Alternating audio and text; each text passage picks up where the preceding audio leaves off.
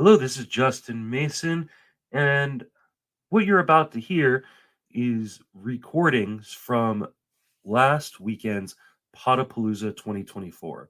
This was a live stream event hosted over 2 days, 20 hours in total. And sometimes during this event, because so many different people are involved, the audio isn't quite what you would expect from a normal podcast. I hope you still enjoy the content, but I apologize if there is some choppiness or rough listening at points. Enjoy.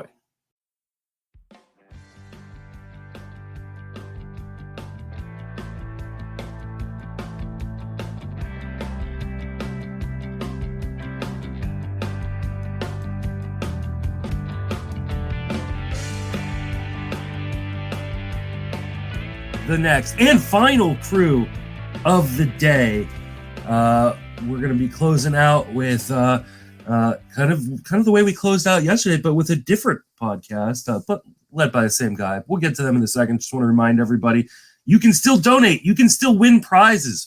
Go to donorbox.org/TGFBI to be entered into the raffle. Every dollar you donate gets you a raffle ticket to win amazing prizes. And we're going to be giving those away.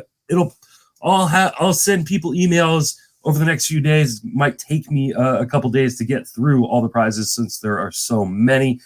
So even after the show's over, just keep donating. If you're hearing this in podcast form, the next day or two, just keep donating because I'll probably still be giving out prizes.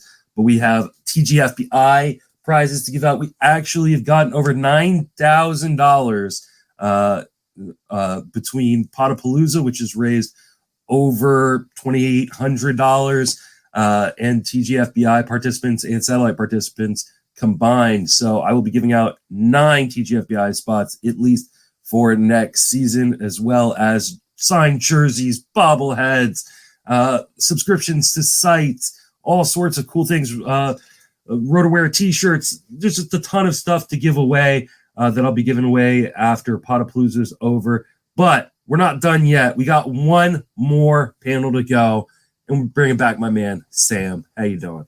How we doing tonight? Doing fantastic. You sound really, really good tonight. Thank you. I moved my entire studio down to my office at work. So my diploma's in the back and pictures of my daddy-daughter dance with my oldest is behind me. Yesterday, watching the replay of the video, I'm never going to have that happen again. So hopefully I sound and the video is much better. Everything.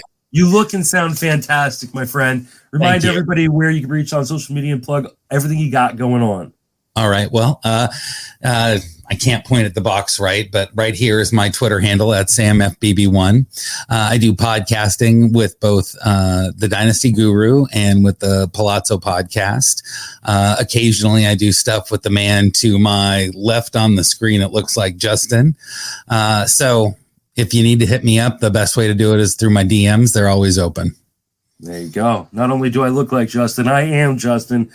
Joining us as well is Drew Klein. How you doing, sir? Yes. I'm doing all right, Justin. Good to see you again. How are you? Holding up? I'm doing well. You know what? All of a sudden, in the last 20, 30 minutes, I've started to hit the wall.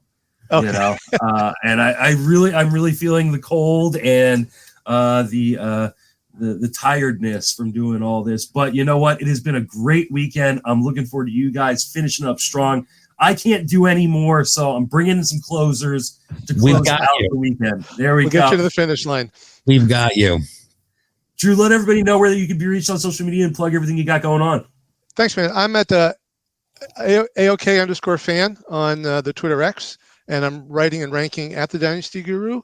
And along with my buddy Chris Knock, we're hosting the Join the Ranks podcast, part of the Dynasty Guru network. So that goes out every week on Saturday mornings, and we've been having fun analyzing the rankings and continue to do that through the year. So pretty much everything I do is kind of channeled through the Dynasty Guru. So if you're looking for me, find me there.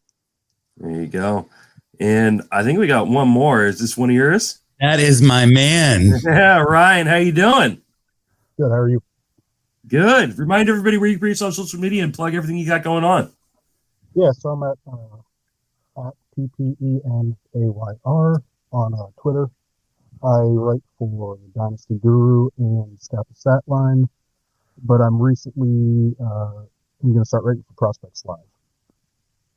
Very nice. Are you expecting anybody else, Sam? No, this is what we have. This is All right. The weekend has shot some people down, so the treacherous trio here will do our best to get through some stuff, but we're excited and ready. Well, I'm going to turn it over to you, let you handle things, and I'll be listening in the background. All right, sounds good. Thanks, Justin. Gentlemen, how are Sam. you doing? It's nice to see your faces. Well, Ryan, it's nice to see your prop face, but Drew, I love the Tigers gear. You look good. Thanks, Sam. So do you. I'm feeling good, ready for the show tonight. And season hasn't started yet, so it's always a good year for the Tigers before opening day. That's right. Right. And now, is that got a name on the back of it, or do you have, I mean, I know you've been a Tigers fan for a few days, so do you, Oh, there we go. Mr. Trammell. And the patch is from the induction weekend. I went to his Hall of Fame induction in 2018. Okay. Got the patch there in Cooperstown and sewed it onto the jersey. So, and there's a great picture of me and my dad. My dad was wearing his Jack Morris jersey. So that was a special weekend in a lot of ways, family as well as baseball. And, you know, that's one of the things we bond over, like a lot of fathers and sons. So pretty cool. Absolutely. Absolutely. So what year was it that the Tigers won the World Series? 1984. 84. You know, I think that one of the sadnesses that I have as a Mariners fan is that the greats didn't get to experience a championship. And when you see somebody who's a part of a team that kind of transcends baseball, that whole lineup, that whole infield was just amazing during that early 80s run. And to see them end up with a chip is just special. And then to get to go see, you know, your guy get in the Hall of Fame, like Cooperstown, is some real fun stuff during that time. It was so much fun. And then you're walking the streets and there's Lou Whitaker signing autographs on the street. And I got to talk to Lou Whitaker for a minute. And then Denny McLain was signing his book. And Denny McLain won 30 games in 1968. Most of our listeners have no idea who he is, but I was over the moon. I just couldn't believe I got to meet Denny McLain and Darrell Evans and other members of that 84 team, like you're saying. We're just there to support Alan and Jack. Like I know him, Alan. But you're right, it is. And I feel back to that Mariners team was so much fun to watch. And those playoffs were so riveting in those years. And I can't believe they didn't get one. And so even though it was a long time, even just getting one is special. You're right. Right. What about you, Ryan? I know you're a huge Pirates fan. What era of being a Pirates fan do you reminisce about the most? Do you think most about when you look backwards? Personally, for me, I mean, there's just 2013, 2014, the only time they ever made the playoffs. I had tickets to go to I think it was 2014 when they faced the Reds in the wild card, and Cato dropped the ball and they were chanting Cato. That was absolutely electric to be there. But for looking back, I mean, that was the only time I've personally been alive when they've been relevant. But, you know, I've read a bunch of books on the 70s with Dave Parker and all that, and I kind of gravitate towards that era. Willie Stargell, man, that whole group of Pirates, you know, The We Are family. Yeah. Oh my God. Absolutely. Absolutely. You know, I hope that you've also supplemented that book reading with YouTube videos, because there are some just, you know, I'm not a Pirates fan at all. And I've watched some of that stuff, and you can't help but to get caught up in what's going on. So, yeah. Dave Parker actually just came out with a book last year. I grabbed it from PNC Park called Cobra, and it obviously details his life. But, man, it's amazing how close they all were during that era. Yeah. Oh, absolutely. Absolutely. Very, very tight knit, you know, family is for sure. We're here to end the day. People have been going over a bunch of different things about the game itself. And I just thought we can take a step back and kind of talk a little bit about when we get into doing some of this, what are the things that you guys really get excited for to doing in content creation? Like when you get to be putting stuff together, like Ryan, you did our prospects this year at TDG, and you're now going to be doing stuff with Prospects Live. And Drew, you and Chris do a lot with Join the Ranks and podcasting and behind the scenes with actual rankings. What do you guys actually like? What's your favorite part about it? And Ryan, I'll start with you. What's your favorite thing to do when you're producing stuff for people? So I have a confession to make. I really don't like doing rankings all that much. I don't. So I enjoy digging in and evaluating play, but I prefer tiers more. I just like dropping guys in the buckets, and then it works in my mind more than a guy that's ranked 34th. It just jumbles my mind. But what I love to do is I've found that I'm more of a writer, where I like to do not so much deep dives, but grab a couple players that I think are interesting, research them a little bit, and then try to get out content that's quick and concise, where 400 or 500 words get you in and out what you need to know. That's really where I think my wheelhouse is, and that I enjoy. Actionable blurbs, things that people can actually use to make decisions with. Yeah, I don't know anybody that likes rankings. Like, I think they like the end product, but rankings are this ethereal thing that literally change day by day as we get new information. And we've entered into that season of actionable data where constantly we are getting new feedback about exit velocities and pitch velocities and all of these other data points that really change the way that we perceive things. And so I think rankings is like, bailing water out of a boat that's got a huge hole in the bottom of it. Like, it never ends. And, once you get into it, it's really hard to stop unless you get out of the boat completely. So I don't think anybody's surprised by not liking rankings. I'll just say that. Don't think that that's like a cancelable take. I'm sure some people love it and live for it, but I appreciate that you don't. Drew, what do you like doing? There are a few things about it. And first and foremost, I started playing Dynasty in like 2015, 2016. And somebody put me onto the Dynasty Guru. And then once I found people like, Cross and Clegg on Twitter, and they would answer questions, and people were always so helpful, with the questions. You posed a question either for a podcast or on Twitter, and you got replies. And so being able to do that for other people, I get a lot of satisfaction out of it. It's not an ego thing, like, oh, they're coming to me now, but it's a matter of, paying it forward like somebody paid it for me. So I really like that part, and I like to think I'm making somebody's game better, like they made my game better. Like Ryan, I like writing, and I like writing stuff that's fun. Like, I do a lot of writing for work, and I don't mind doing it, but it's fun to like get into your hobby of baseball and write about it if you're, if you like writing and like developing thoughts that way. And but what I really, really like is, and it's part of the ranking process, but finding deep prospects I never would have found before. And then just seeing some statistics pop up, like, I was in on Adiel Amador, who I'll talk about later in the show, a little bit earlier, just because I saw some stats and came up. And that's fun. It's kind of like prospecting for gold, and you just find that one nugget, and then you're like, oh, I hope it's not fool's gold, and you won't know for 4 or 5 years. But I wasn't doing that kind of thing that in depth when I was just playing and not developing content. So, and I've just met some wonderful people.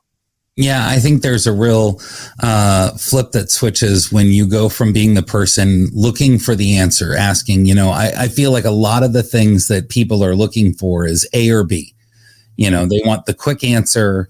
A lot of people will listen to a description and think that they understand, tunneling and spin rate, and but I think a lot of people gloss that over because they really just want to have that answer. And I think that ties in a little bit with what Ryan was saying, is that the best help sometimes that we can do is just to make these little actionable written statements that somebody, it's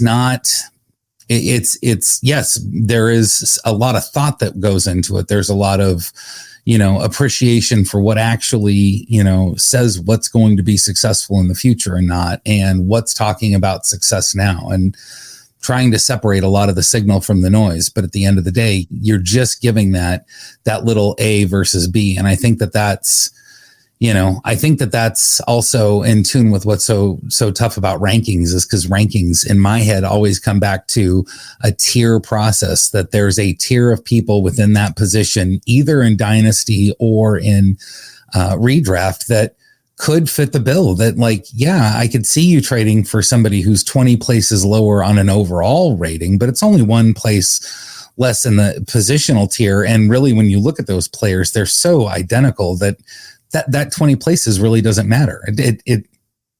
That needs to be part of the calculus. Maybe if you're assessing a trade, or you want to draft somebody, or, pick somebody up in a dynasty league. But I think too many people become beholden to it. And I wonder sometimes maybe if that's, to circle back on that thought again real quick, if that's part of the frustration, that rankings are,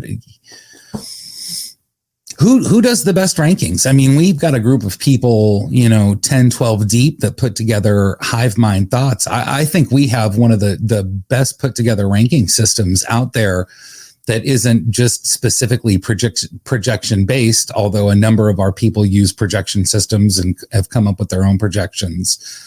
Do you think, when you think about doing rankings, what's the most important thing for you? Do you go with projections? Do you go with do you go with all the things that you've read? Drew, I'll start with you, and then Ryan, I'll ask you next. Yeah, I don't go with projections very much at all. I go with past performance, really recent past performance. And then, I'll look at my own rankings from prior and try and figure out why I'm looking at somebody to be higher or lower now, and kind of what changed in the past year, and what have I learned about them. And I do, and I talk about this in some of my writing and on the podcast now and then. I'll overrank players I just like to watch sometimes. And so I'd have to try to check myself in that. One thing that I said I would do last year and didn't would be to update my rankings periodically. So when we did that mid-year ranking last year, that was really hard for me, because I hadn't been paying attention to that. I was paying attention to my teams. So I knew the players that I had rostered, but I wasn't thinking about my rankings that much. And so this year, Chris and I both think by doing the podcast, we're going to need to stay on top of our rankings. So hopefully that'll make next year's ranking season a little less stressful if we kept up on it for the year, because it's kind of hard to pull it out in December and go, whoa. Well, and if you're going to have the conversation during the season, you're going to have to talk about players that are playing better than expected, or the team is treating a lot differently, good or bad, for either side of that, and being able to adjust. So right. Absolutely. Ryan, what about you? Yeah, so I incorporate projections a lot into my rankings, and I'll kind of get a baseline from the projections, and then guys that stick out to me that are interesting, I'll dive deeper into and watch more video on them, scout them a little bit more with my eyes, because I think that's an important part to fantasy baseball, is getting eyes on a guy, what their swing looks like, what their pitching mechanics are. It matters how they play the game, not just the numbers that pop up on a spreadsheet. So that's really how I go about ranking, especially prospects, because you can't see with their stat line. It's always hard to know if they're working on something, especially with pitchers, if they're just working on their fastball, or they want to throw four seams for 20 pitches or whatever. So it's something where you have to look into the player more as a person, and then you can kind of rank off of that. Yep. Yeah. If I could just add, Sam, I think that's why I like our composite rankings, and other groups that do it by composite, is that Ryan and I will have a different approach, and that'll balance out and kind of weigh out.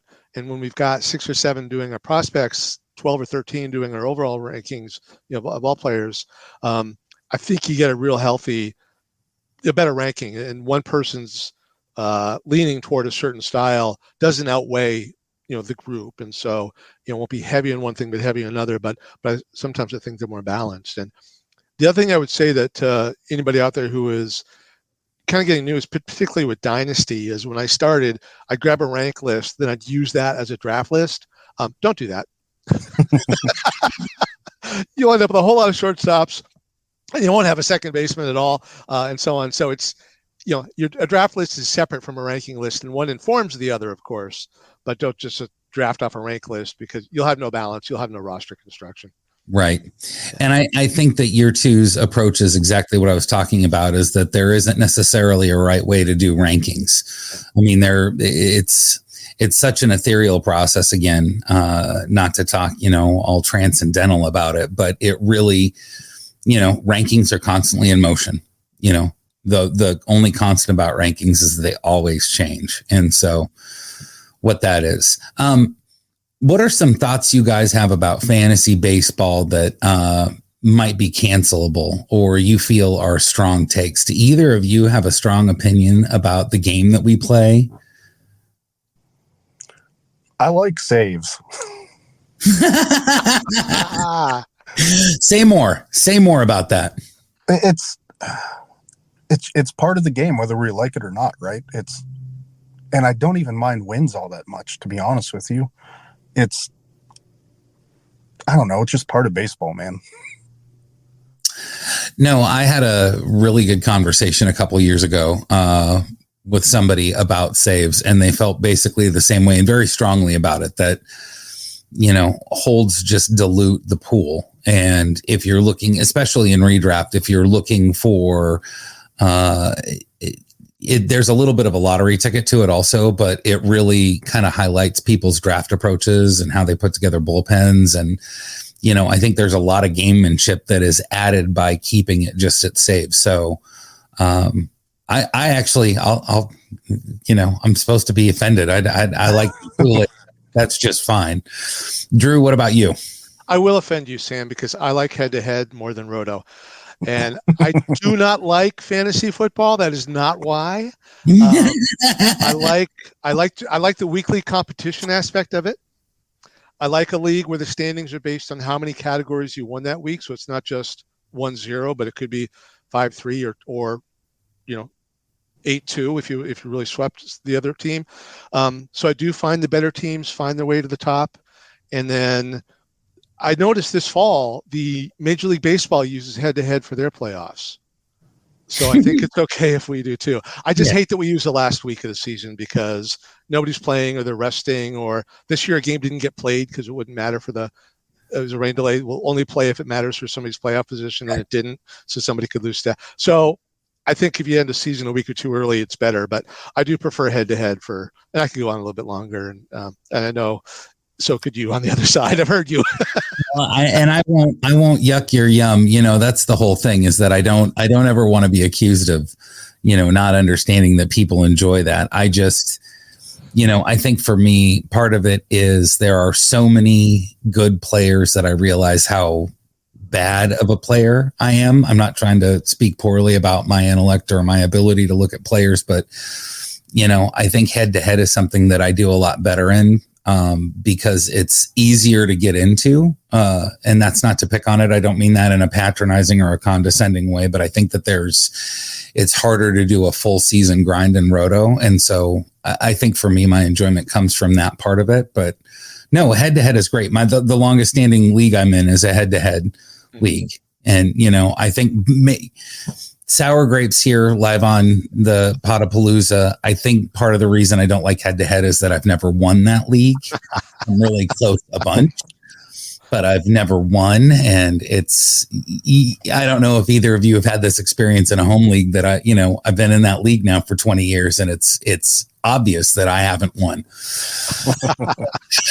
Yeah, but not here, they're there, and I'll just let that go. My big take is that elite players are to be traded in leagues that you trade in. That, I'll go back to my thought process about rankings are so ethereal that I will constantly trade what seems to be the best player in a deal because, I'm I guess, I mean, maybe I'm crazy. I don't know, but I think that there's something to maximizing on value, both as prospects come up and are breaking into it, and then as players are good in the league. So I'm a big fan of breaking things up at the top, not resting on somebody's value. For every Mike Trout, I could list you 100 players that, shoot up in the top 10. And then the next year they're back underneath the top 100 and they're never to be seen or heard from again. So that's my hot take. Either you guys want to roast me on that? No, I do much of the same. I churn over my roster in pretty much every dynasty league with trades or pickups. I'm mostly because I that's just my ADHD brain. I like to mix it up every now and then. But no, I understand what you're saying. Yeah, I don't do that myself, but just this week, Chris and I were talking about starting pitchers, and of last year's top 10, only 3 are in this year's top 10. Right. Because of injury or performance or Alek Manoah. And so Alcon, so if you had traded one of those 7 last year at their peak like you do, you'd be laughing right now. So I can see the value in it. I just never have the nerve to do it. I'm not a trader. I've got lots of nerve. I have no issues being me. So there's that. I had written in the rundown, I wanted to go over season awards with you guys, 2024, who's going to stand out this year in the majors. But I don't know if this is going to change any of your answers, so I'm going to give you a second to think about it while I say what the changes. I want you to tell me who the fantasy version of these award winners are going to be. Not who do you think is going to actually walk home with the trophy, but who is going to be the fantasy. And we'll start with Cy Young winners. Who is going to be the most valuable pitcher this year? Spencer Strider. Okay. Say more. It's kind of, self-explanatory. I forgot what piece I was reading, and I'd love to give credit to whoever it was, but they're saying I can't even remember the exact ratio, but however many starts it takes for any other pitcher to accrue as much points as Strider does in one is why he's so valuable. Yeah, his preseason buzz has been ridiculous this year. So I agree with you. I just wanted to hear you say a little bit more about it. And that's your NL. Well, we're not doing an NL. We're doing a fantasy. So talk to me, Drew. Who is your Cy Young? Joe Ryan. 29% K rate last year, 5% walk rate. So he keeps that whip down. His ERA last year was 4.51, but his expected ERA was 3.53. So I think the ERA will be down. If he can stay healthy and play a full season with that K rate, he's gonna get you 200 or more strikeouts. A little bit of a dark horse. I know there's bigger names out there, but no, I plant my flag on Joe Ryan. He had a pretty significant split from when he had his groin injury, right? Yeah. Okay. Yeah, that's a good pick. And he's coming back healthy. There, all signs point to him not having any problems with starting spring training, all that good stuff, right? Like he's going. Right. That's what I've seen. I don't want to put too much in spring training, but I haven't seen any red flags. Don't seem to be holding him back at all.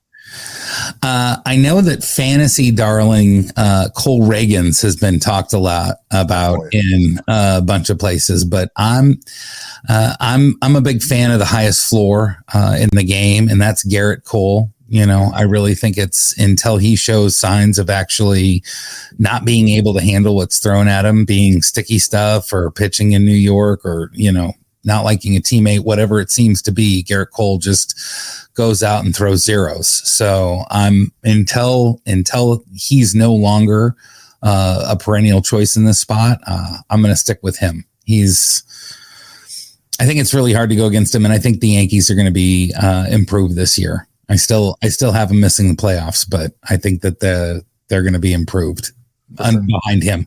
He could be like 25-3 and the rest of the staff is going to be 10 games under 500. So that's fine with me. I'm good with that.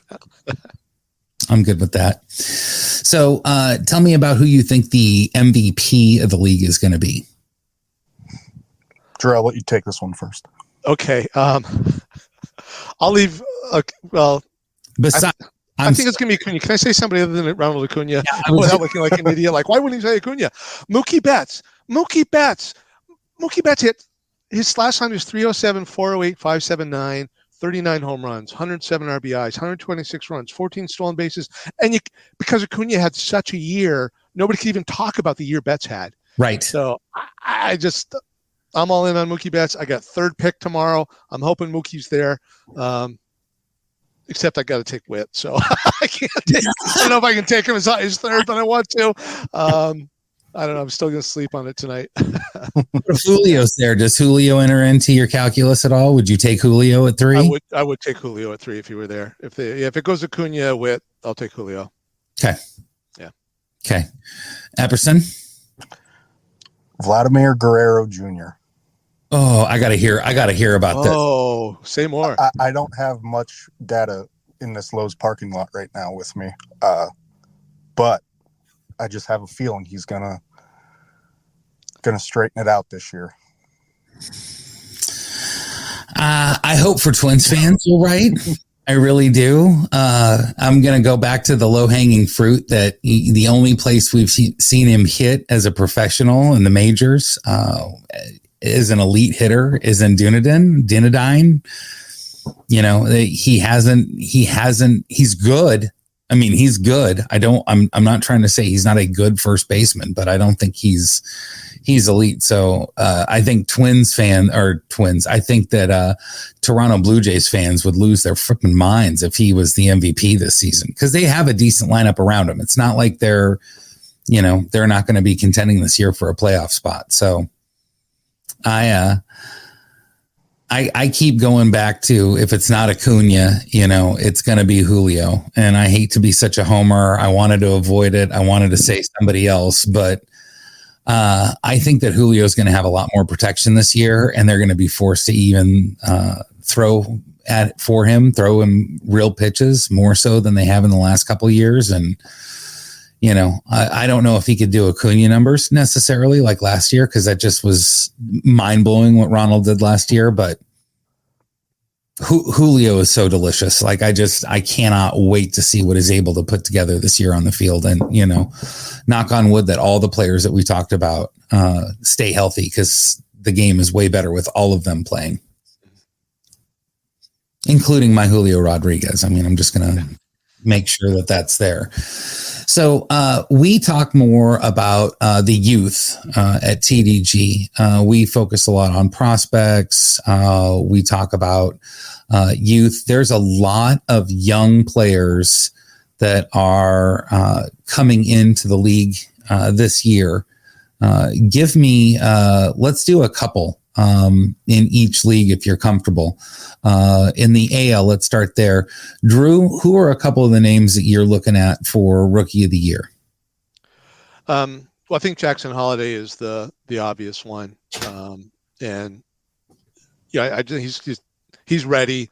They're ready for him. And he's in a lineup where there's going to be some protection. There's going to be high expectations on that lineup, but I think they're going to be batting around a lot. He's not going to be the lone guy in that lineup, so I don't think he'll have that kind of pressure per se.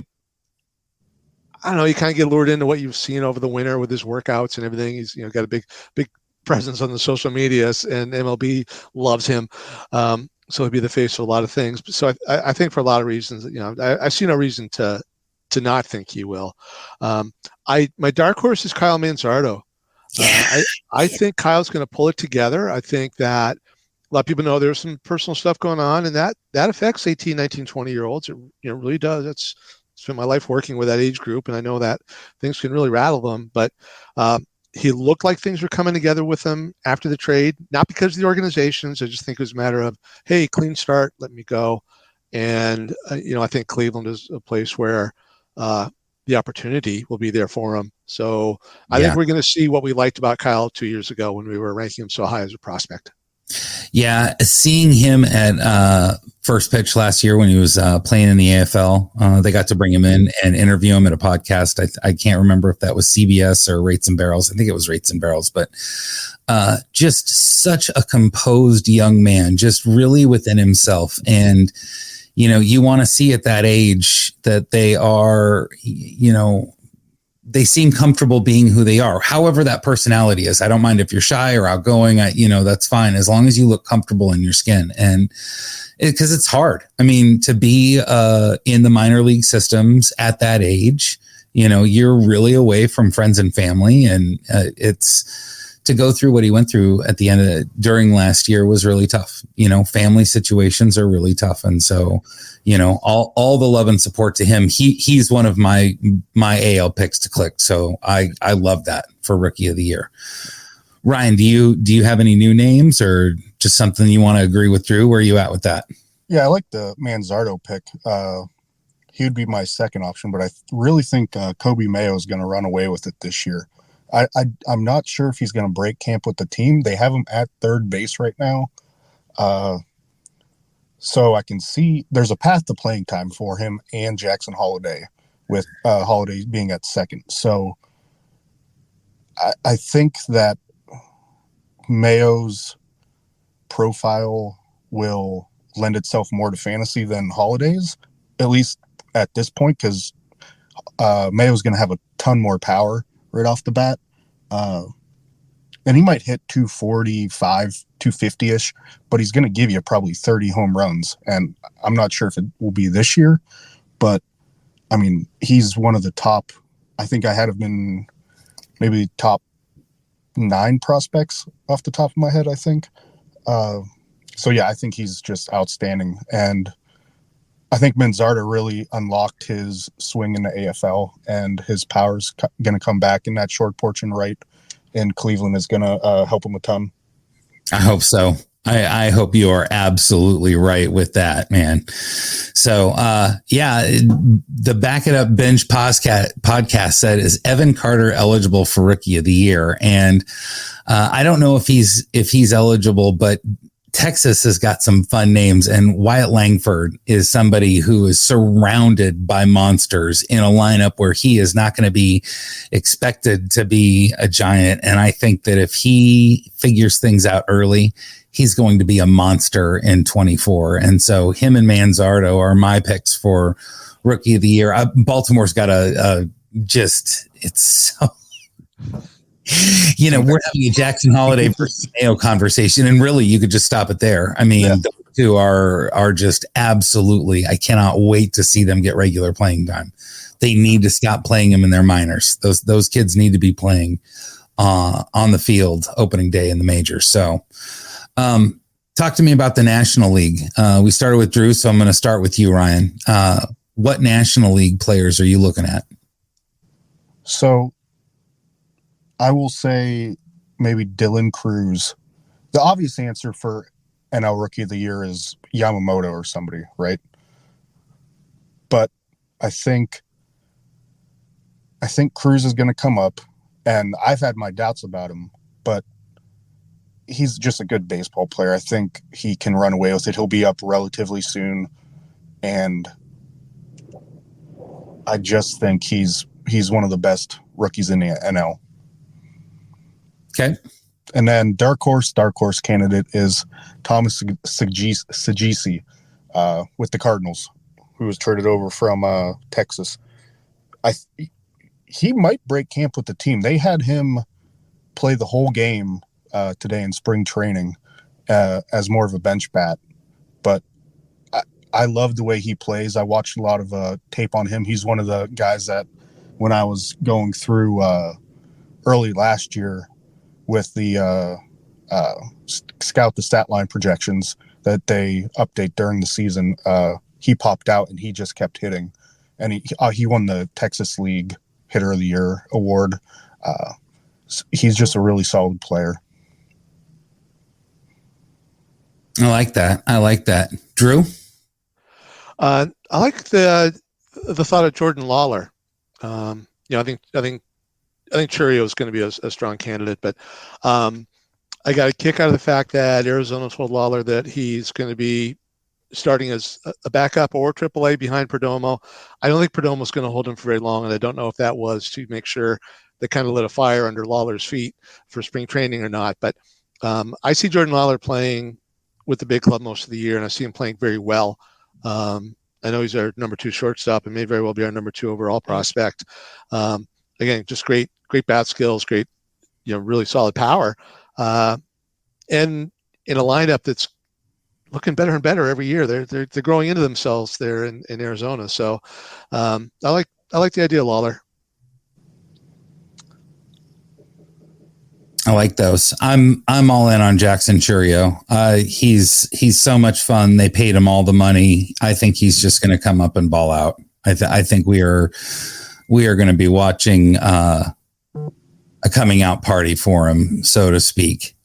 So, and I don't really have a dark horse other than I'd say Yamamoto. Like, I think you're right. I think Yamamoto, if he comes up pitching for the Dodgers, if he's 80% of the pitcher that people say he's going to be. He might also be a dark horse for the Cy Young.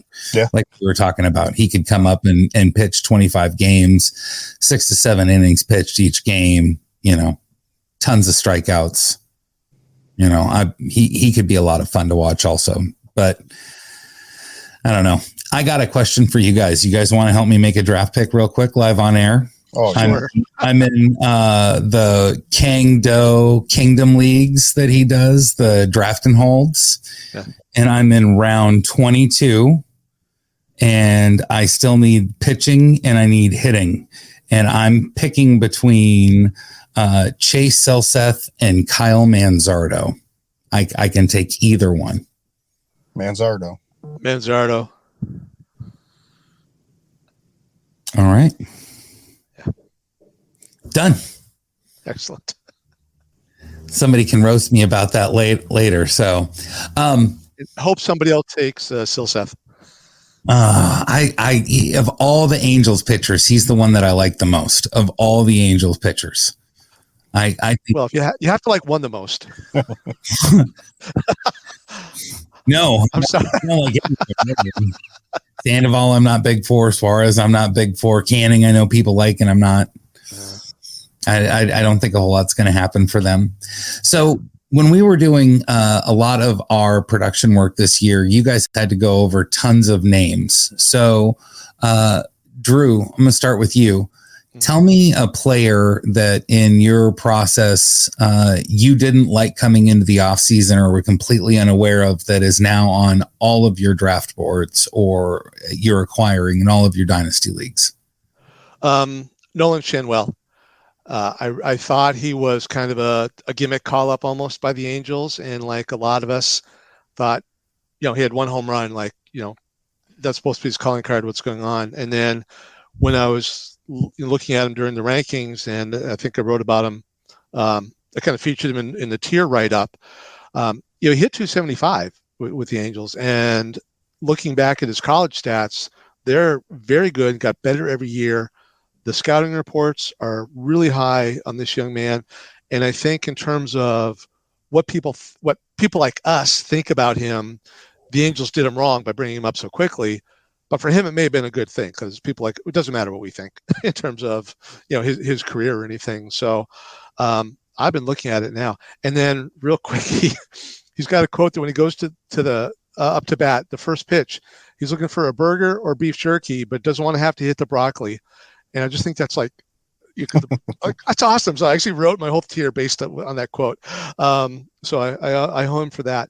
But I think, I had a few names down, but that's the one that I've been because I'm reaching for him a little bit, I've been able to get him in a lot of drafts as well. So hopefully I'm not overexposed, but Nolan Shanwell's my answer to that.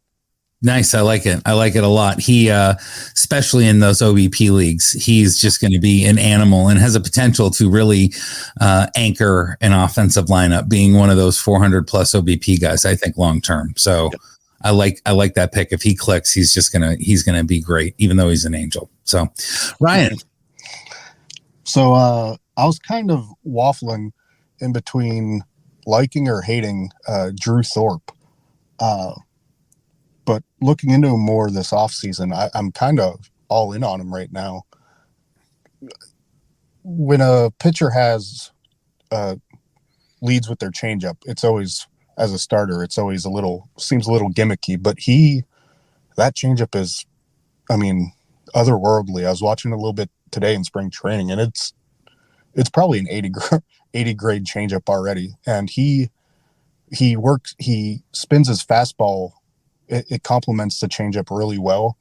And then he has his slider too. And I think he's the real deal. I think he'll be up with San Diego, maybe not with breaking camp, but he'll be up in May or June. And he's going to be probably an SP2 for fantasy purposes.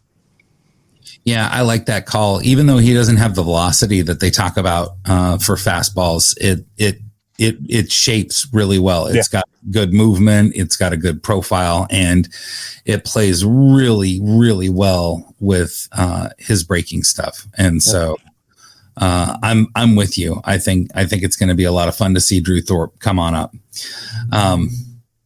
Who's somebody that you guys didn't like? Who is somebody that you were really excited about, and the more that you looked at it, the harder time you had holding on to it?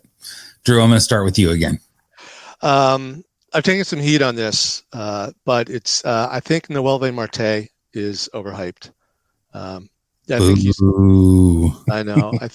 Boo. No. I think he's good, but I don't think he's great. He's in the major leagues, and I respect somebody who can make it to the major leagues. Don't get me wrong, but I think his 300 batting average was boosted by, I don't have it in front of me, like 356 or 360 BABIP. I mean, that's not sustainable. I know he hits the kind of balls that do fall in more often, but I don't think he's going to. I think we may have seen his best year. Okay. I'll say that I think trading him from the Mariners to the Reds kind of woke him up. When I watched him in Everett, he was always the best player on the field, and it seemed like there was. I don't want to say this in any kind of again, not to be over apologetic, but I'm not trying to disparage him as a person. But it didn't seem like he was as interested at what was going on at the high A game. And I think him being moved, realizing that, somebody was willing to move off of him, and that he couldn't just rest on his laurels. I mean, that dude, it just oozes riz and athleticism. I mean, watching him live, when you're watching a game and there's, 9 people playing defense, and there's a couple people, one person's in the batter box, one person's on the on deck circle, and there's still one dude that stands out from everybody that's on that field. He had moments like that where he looked bigger. And so I could see him having his best years if he isn't, straight between the ears, if he's not, approaching the game humbly. And I think that trade really shook him up. He's looked nothing but the real deal with the Reds since then. And I can appreciate his fast rise there, but I'll be curious to see. I was not able to get him in a league where I wanted him really badly. So maybe my sour grape approach will kick in and I'll be great. Oh yeah. Noelvi Marte. I couldn't get him anyway. No good. Ryan, what about you? So I don't have really anybody I'm completely out on or think they're going to do horrible. I can't decide what I want to do with Zach Galoff. I wrote him up as a second baseman to avoid for the Dynasty Guru a couple weeks ago. And when I was looking at him, the profile was just, he can't hit anything in the middle of the plate. His whiff percentage, I think in the heart of the zone, was the 11th worst in the MLB. And it was like 35% swinging strikes in the middle of it was just astonishing. But then he also pairs that with, he barrels the ball pretty well, and he posts pretty decent max EVs. So it's like, and even his zone contact, I think off the top of my head, I think it was like 79% or something. It wasn't terrible, but he just, like, you can't hit the ball in the middle of the zone. So I always, I don't know whether I like him or hate him. Hey Ryan, a year ago I wrote him up as a prospect to watch, and his father liked and retweeted the link to the article. Oh, he did not do that for mine. Did he block you? When real life enters the fantasy world. Well, even in my article, the conclusion I said, I was like, I don't know what to do with him. He might be a good, if he slumps to begin the year, he might be a good candidate to go out and get, because I like his swing. I like his stuff. Something's not clicking, and maybe it will. I mean, he was a rookie that had 200 plate appearances, Yeah, maybe. I guess we're going to find out this year. Hopefully he gets a whole season to show us one way or the other. You know what I mean? Yeah, he'll play all year. Question. Yeah. I forgot to talk about, there are 2 third basemen. The whole Noelve Marte thing reminded me. There's a couple third basemen that I've learned about this offseason that I really, really like.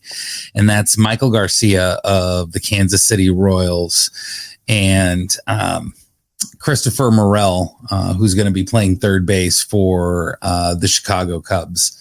I've had a couple impassioned in-person conversations about both of them, and I would obliterate what was said. It would give no justice to what was said, but Michael Garcia is getting a lot of buzz at the start of camp this year, and he is a big power, big speed guy. And if he hits for any kind of average in that lineup, he could be part of why you're talking about Witt being in an improved lineup. He definitely could be doing some fun things. And Christopher Morel is somebody who was a big prospect a few years ago and then got injured running through a plate glass window and missed a few years. And,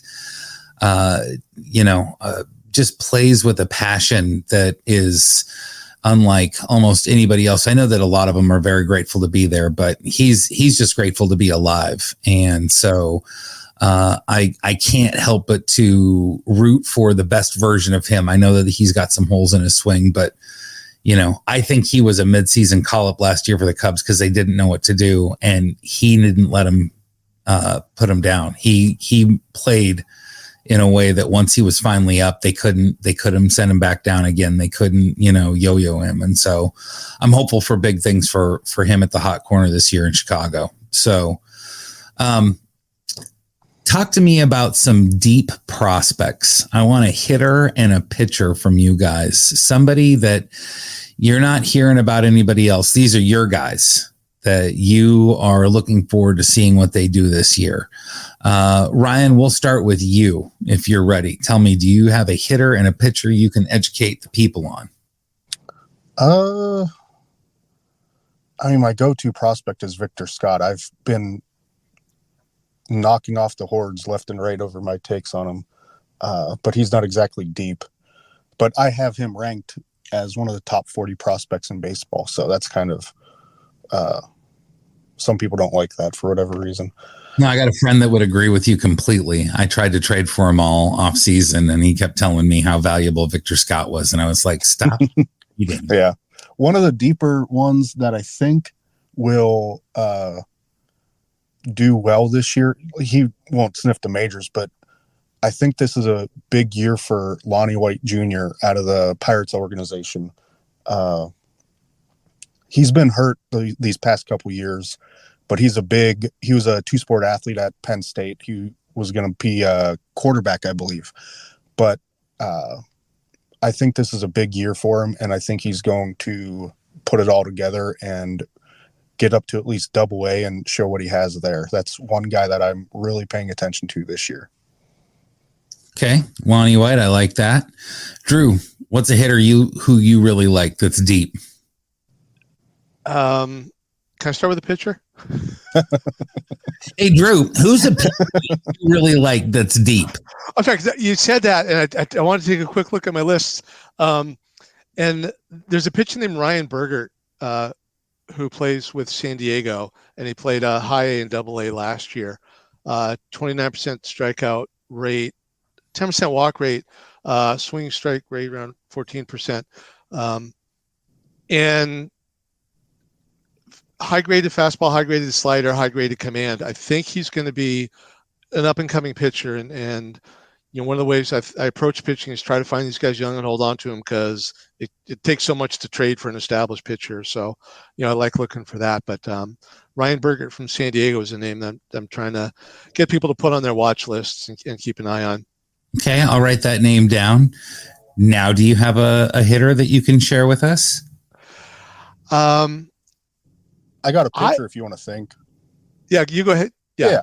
So he hasn't pitched actually in the major or in the professional yet, but Alex Clemmy out of the Cleveland Guardians organization really intrigues me. He kind of has a profile similar to Henry Lelane, who has been getting a lot of hype lately. So I'm really excited to see him. He's a big physical high school kid. I think he's 6'7", and if I recall correctly, he's a lefty also. And he just has some wicked breaking stuff, and he's already up to 96, 97 as an 18-year-old.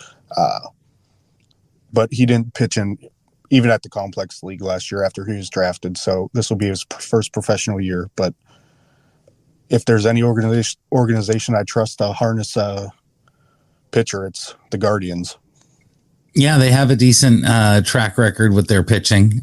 They tend to take pitchers that aren't great fastball pitchers and work them into being pitchers. It seems like they do a lot more with that. So I'd love to see what they do with somebody who's got some gas, some movement. Like that would be fun to see.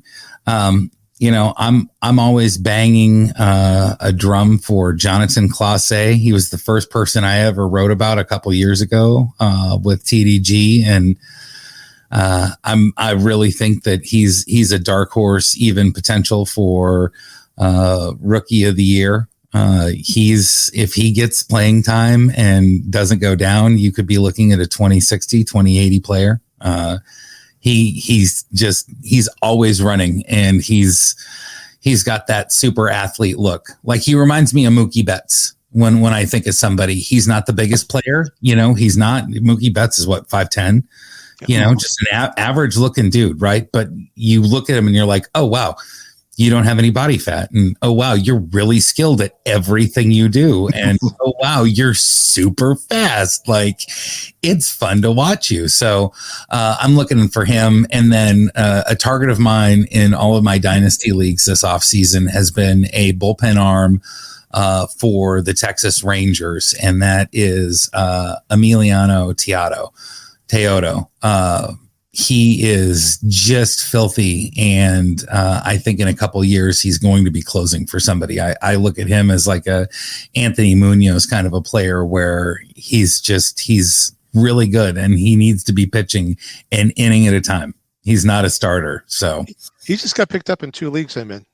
Yeah, I hadn't heard a thing about him. So so last year at First Pitch, me and my buddy Will Garofalo, shout out Will, walked up to Greg Jewett, and Will was like, so who's the name to know? Like, who's the reliever that nobody's talking about that we need to be on for next season? And Greg was like, you didn't read my last article? And he goes up and he's like, Emiliano Teodo, and starts talking about he's throwing 102 and has just got filthy movement, and he's just lights out, just there's no look behind the eyes, because he's just an assassin, like gushing over this player. And so once I started looking at him, I'm like, oh, I want him everywhere. So I like both of those names.